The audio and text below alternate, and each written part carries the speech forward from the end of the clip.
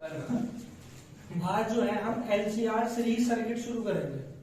Board examination में alternating current में काफी इंपॉर्टेंट टॉपिक है LCR सीरीज सर्किट। इससे पहले जो हम पढ़ के आए हैं वहां पे हमने एक L पढ़ लिया है, एक C पढ़ लिया है और एक R पढ़ लिया है।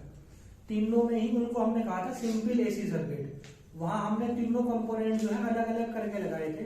तो एक था L सर्किट, एक C सर्किट, एक R सर्किट, उसको नाम दिया था हमने सिंपल AC सर्किट। यहाँ पे हमने तीनों एक साथ लगा दिए हैं, RB, LB और CB। तो इसका नाम पड़ा LCR सीरीज सर्किट। अब इस LCR सीरीज सर्किट को देखो कैसे हम सोल्व करेंगे। अगर मान लो ये अल्टरनेटिंग करंट यहाँ पे लगा हुआ है, इधर से करंट जा रहा है, यहाँ R रेसिस्टेंस है, यहाँ L है और यहाँ पे C है। वैसे तो इसको ड्राइव हम कर नहीं सकते। इसको जो हम ड्राइव करेंगे वो करेंगे क्लास 11 का जो वेक्टर का हम चैप्टर पढ़ते थे, उसमें जो वेक्टर के जो लॉज थे उससे हम इसको ड्राइव करेंगे। अब देखिए इसमें जो वोल्टेज है वो VR है, इसमें VL है।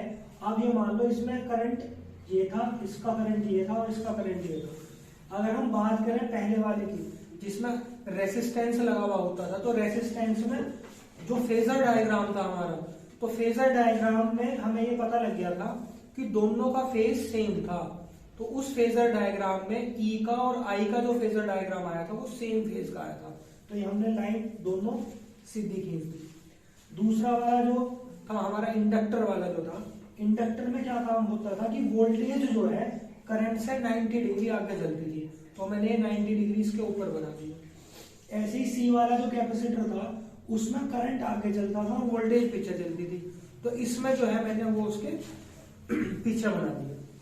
तो इन तीनों कंपोनेंट को मैं एक बार जो है वो यहाँ पे बना देता हूँ। देखिए आप जरा वेक्टर की हेल्प से हम इसको कैसे सोल्व करेंगे। तो ये हमने एक दूसरा डायग्राम बना लिया। इसमें आप ये मान लेना कि इसमें जो है ना VL बड़ा है VC से, तो यानी कि वोल्टेज जो VL की है वो बड़ी है VC से। अगर आप VC बड़ी मान लोगे VL से तो फर्क कुछ नहीं आने का, वो डायग्राम बस नीचे बन जाएगा और वही अंतर बन जाएगा। तो ये तो हमारा VR था,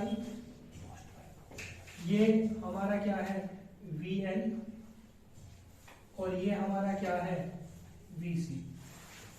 तो अगर मैं वेक्टर के लाज इसमें लगाऊं तो ये दोनों अपोजिट डायरेक्शन में है। तो अगर अपोजिट डायरेक्शन में है तो वेक्टर के हेल्प से ये माइनस हो जाएगा। तो हमने इसको पहले ही कह दिया है कि VL बड़ा है VC से। तो ये देखो किस तरह का बनेगा, ये इस तरह का मैं बना दूंगा। इसका रिजल्टेंट आ जाएगा ये, और ये क्या आ गया सामने, ये आ गया VL माइनस के VC। ये एक ट्राइंगल हमारा बन गया। अब अगर हम बात करें कि ये R और ये L और ये C ये है ही क्या, तो ये R, ये L और ये C अगर किसी भी सर्किट में लगे हुए हैं तो ये सिर्फ और सिर्फ करंट को रोकने का काम करते हैं। रेसिस्टेंस तो तुमने पढ़ाई है, अपोजिशन ऑफ द करंट होता है। जो इंडक्टर है वो भी अपोजिशन ऑफ द करंट है, और जो कैपेसिटर है वो भी अपोजिशन ऑफ द करंट है। यानी कि अगर हम तीनों को जोड़ दें तो total opposition of the current आ जाएगा। हमें निकालना ही क्या है, total opposition of the current ही निकालना है।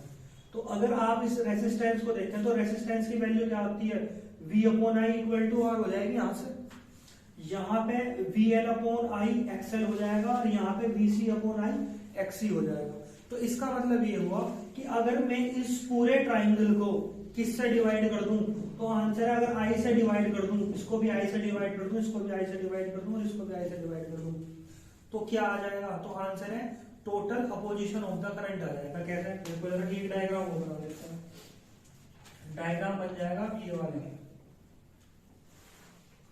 ये क्या बन गया, तो ये बन गया XL माइनस का XC, VR को क्या बन गया रेसिस्टेंस R। तो अगर ये इसका जो रिजल्टेंट है, अगर आपको फाइंड आउट करना पड़े तो आप इसका रिजल्टेंट फाइंड आउट कर सकते हो। क्या आ जाएगा इसका रिजल्टेंट, मैंने कह दिया इसका रिजल्टेंट है Z। तो Z इक्वल टू क्या आ जाएगा, under root R square plus के XL माइनस के XC का होल स्क्वायर। इसका मतलब यहां पे लिख देता हूं, Z बराबर क्या आ जाएगा, under root R square plus के XL माइनस के XC का होल स्क्वायर। तो व्हाट इज जेड? तो जेड होता है total opposition of the current, और जेड को ही हम क्या कहते हैं? इम्पीडेंस। तो अगर एग्जाम में आ जाता है व्हाट इज इम्पीडेंस, तो आप लिख के आ सकते हो the total opposition of the current in an circuit is called impedance. तो यहाँ पे जेड की वैल्यू आ गई आर स्क्वायर प्लस के एक्सएल माइनस के एक्ससी, यही जेड है।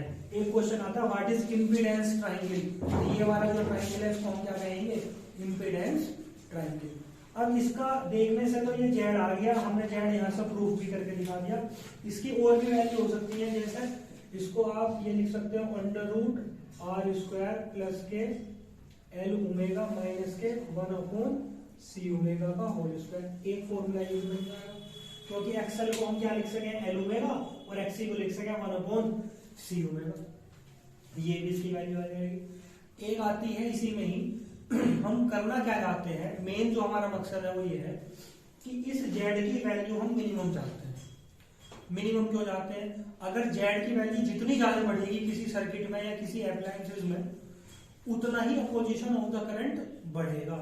जैसे मैंने कोई डिजाइन किया है इलेक्ट्रिकल कंपोनेंट, मान लो मैं एक हीटर को डिजाइन कर रहा हूं, या मैं हीटर को चलो एक दूसरा हो गया, हीटर से अलावा रेफ्रिजरेटर है मान लो, या कोई हमारा जो है पंखा है उसको हम डिजाइन कर रहे हैं, कंप्यूटर है हम उसको डिजाइन कर रहे हैं।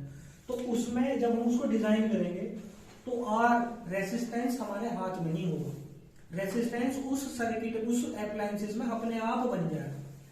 ऐसे ही जो इंडक्टर है वो भी हमारे हाथ में नहीं होगा, जब हम उसमें कोयल तार लपेटेंगे तो अपने आप ही उसमें इंडक्टर भी बन जाएगा।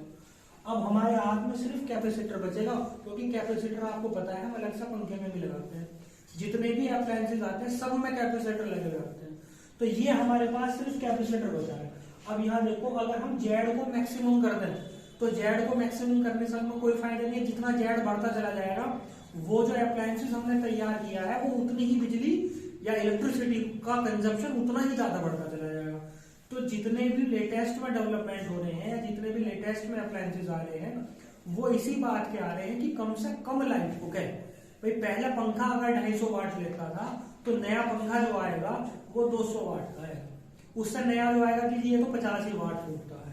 तुमने सुना भी होगा आजकल इन्वर्टर एसी और इन्वर्टर फ्रिज भी आने लगे हैं, उसका खैर थोड़ा सा कंसेप्ट अलग है, उसका कंप्रेसर कुछ अलग तरीके से वर्क करता है।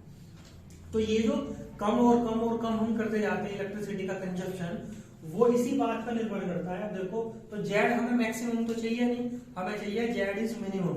तो जेड मिनिमम कब होगा? Z is minimum, Z minimum तब होगा जब ये वाला जो ब्रैकेट है, ये वाला ब्रैकेट ये 0 हो जाए। सही है ना बात?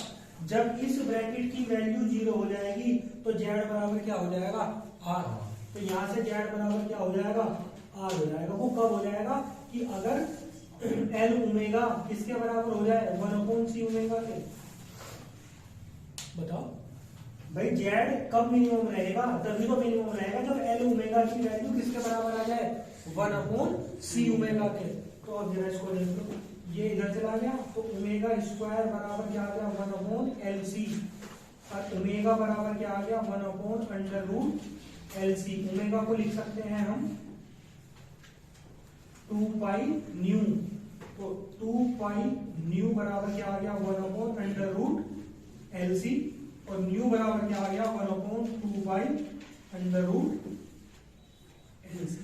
और यही जो फ्रीक्वेंसी है इसी को बोलते हैं हम रेजोनेंट फ्रीक्वेंसी। यानी कि एक टॉपिक इसमें ये भी है, वो पूछेगा आपसे व्हाट इज रेजोनेंट फ्रीक्वेंसी। तो रेजोनेंट फ्रीक्वेंसी के लिए कंडीशन ये है कि एल ओमेगा बराबर क्या होना चाहिए? 1/c ओमेगा, और यहाँ से जो फ्रीक्वेंसी निकल के आएगी उसको बोलेंगे हम रेजोनेंट फ्रीक्वेंसी। अब आपने सुना होगा स्टार रेटिंग, स्टार रेटिंग जैसे जो सबसे अच्छी रेटिंग बताई गई है वो 5 स्टार है। ये अप्लायंसेस पर आजकल लगी हुई आ रही। 3 स्टार का कंजप्शन अलग है, 5 स्टार का कंजप्शन अलग है, 4 स्टार का अलग है, 2 स्टार का अलग है। अब ये जो रेटिंग दी जाती है वो इसके कारण ही दी जाती है। अगर 5 स्टार की रेटिंग हम समझ रहे हैं कि इस एप्लायंसेस की जो रेटिंग है वो 5 स्टार है, तो वहां पे सिर्फ और सिर्फ हमारे हाथ में क्या है? कैपेसिटर है। यानी कि जो जितना कैपेसिटर की वैल्यू की कैलकुलेशन सटीक करके और उस सही कैपेसिटर को अप्लायंसेस में लगा देगा, उसी से ही क्या कम हो जाएगा, हमारा जो है पावर का कंजप्शन कम हो जाएगा। तो ये जो तुमने देखे होंगे 5 स्टार रेटिंग के हैं, इनमें बहुत ज्यादा पैसे नहीं बढ़ते हैं, पैसे तो कम ही बढ़ते हैं, 1,500-2 हजार रुपए का फर्क एसी में है। तो और में तो देख लो कितना फर्क होगा। तो वो पैसे तो बहुत ही कम पड़ते हैं, क्योंकि कैपेसिटर ही तो एक सही रेटिंग का लगाना है। अगर कैपेसिटर हमने सही रेटिंग का लगा दिया तो जेड मिनिमम हो जाएगा, और जब जेड मिनिमम हो जाएगा तो पावर का जो कंजप्शन है वो कैसा हो जाएगा, कम हो जाएगा। तो हमें सही कैपेसिटर लगाने की ही जद्दोजहद करनी पड़ती है, बस और बस। और आपने देखा होगा जो ट्यूबवेल है उसमें अगर किसी ट्यूबवेल पे कैपेसिटर नहीं लगा हुआ है तो उन्हें लगभग 150 रुपए का जो चार्ज है वो एक्स्ट्रा देना पड़ता है। वो एक्स्ट्रा देना इसी वजह से पड़ रहा है कि अगर वो अपनी ट्यूबवेल पे कैपेसिटर सही रेटिंग का लगा लेंगे तो ट्यूबवेल का जो पावर कंजप्शन है वो कैसा हो जाएगा, कम हो जाएगा। तो अगर पहले मान लो जो हमारे पावर हाउसेज हैं जिससे पूरे के पूरे एरिया का जो लोड है वो नहीं उठ पा रहा, और ऐसा हम समझ रहे हैं कि भाई और पावर हाउस बढ़ाना पड़ेगा, लेकिन उन ट्यूबवेल पे हम सही रेटिंग का क्या लगा दें कैपेसिटर, तो पावर कंजप्शन हमारे पावर हाउसेज का भी कम हो जाएगा।